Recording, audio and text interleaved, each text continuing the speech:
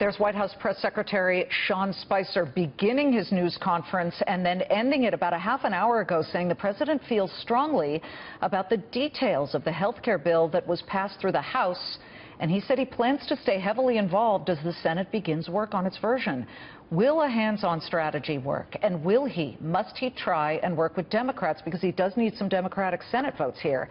We bring in two veterans of the Senate, former Democratic Senator Byron Dorgan of North Dakota and former Republican Senator Judd Gregg of New Hampshire. Welcome to you both and good to see you. Senator Dorgan, we should also be asking, will the Democrats work with him on this? If he reaches across the aisle, it was then Congressman John Kasich who recently wrote an op-ed saying, and he was the one who last shepherded a balanced budget, you've got to reach across the aisle as president, and the Democrats should take the hand that's reached across. Well, there's little evidence that that's going to be the case. That was not the case in the U.S. House. And as you know, I mean, the repeal and replace, repeal's been voted on, what, 60 times in the last 7 or 8 years. And replacing it's very hard. And I think Democrats in the Senate would probably say to the president, we're very willing and interested in working with you on things that will improve the Affordable Care Act.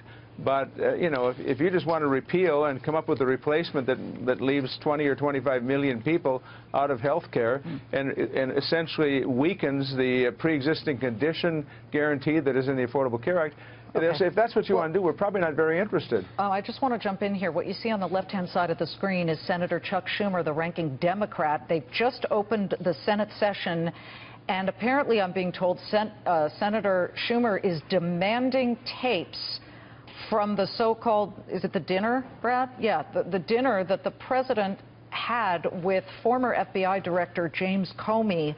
I don't want to derail our conversation because our viewers are a business audience, but Senator Gregg, quickly make a comment on that. I mean, this is tangling up what Americans really want to see, and that is health care reform and perhaps tax reform most of all. Well, it is, and I think it's a bit of a straw dog because whether they're tapes or not, there wasn't an issue of illegality here relative to his discussions with Director Comey. But it's something that gets people's attention because it brings in the imagery of the Nixon period.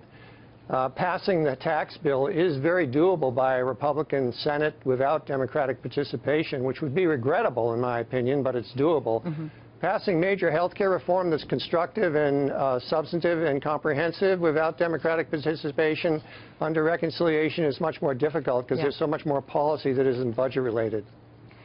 Let me just broaden the discussion here to include tax reform and specifically the timeline. Senator Dorgan, you've been through all kinds of votes and all kinds of negotiation and compromise where something was eventually passed. Can you just give us a timeline? Can you guess how long something like tax reform might take? Because Stephen Mnuchin at the G7 meeting, the Treasury Secretary, said once again he wants it done by the end of the year. He told Fox Business August, then he changed that, said maybe 2 years. What's the realistic timetable? It won't be quick. I mean, Judd Gregg and I have both been through tax reform. The last time it was reformed was in 1986. It's hard, and frankly, reforming the tax system, the president talked, I guess it was last week, about maybe running deficits and not having it be revenue neutral. What we did back then was revenue neutral. I think this is going to be a really hard situation, and it needs both political parties to be successful, and I think it's going to take many months, honestly. What about you, Senator Gregg? Well, it can be done by the end of the year if they just use Republican votes under reconciliation, 51 votes. But that's not a very good way to do anything, to be honest with you, this big. I mean, the Democrats learned that with Obamacare when they passed it purely on a party line vote. You really should have a bipartisan tax bill. There's a lot of identity of interest here, both that can come together to reach a bipartisan agreement. But my guess is we won't get that. So you're going to get a partisan bill. If you're going to do a purely partisan bill, you can do it. With 51 votes, you can probably do it before the end of the year. You've got to figure out how to pay for it. They're going to use dynamic scoring to do a lot of that, but they're also going to have to cut a lot of deductions and exemptions to get the rates down. Do either of you gentlemen believe... sorry, go ahead, Senator Dorgan. My best guess is at the end of this process, you'll see a tax cut, but I think you'll see very, very little tax reform. And again, my hope is with a country that has a $600 billion deficit this year, that's pretty stimulative, right?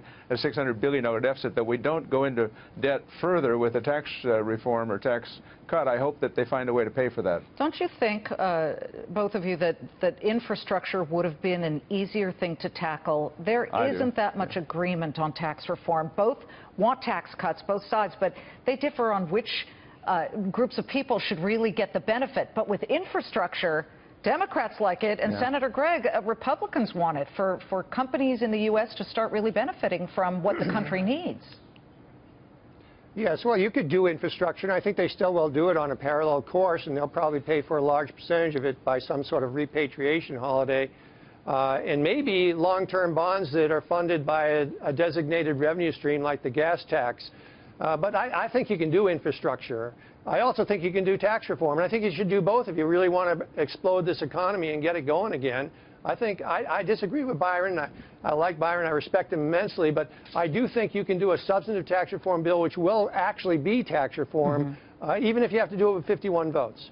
Good to see both of you. And I hope that will be the case, but I don't know that it will. But let me just also say that I think infrastructure, I always predicted that was going to be the first thing out of the box. I think it should get done, and I think it can get done. Yeah, I think there's consensus on both sides. Thanks, both of you. We appreciate it.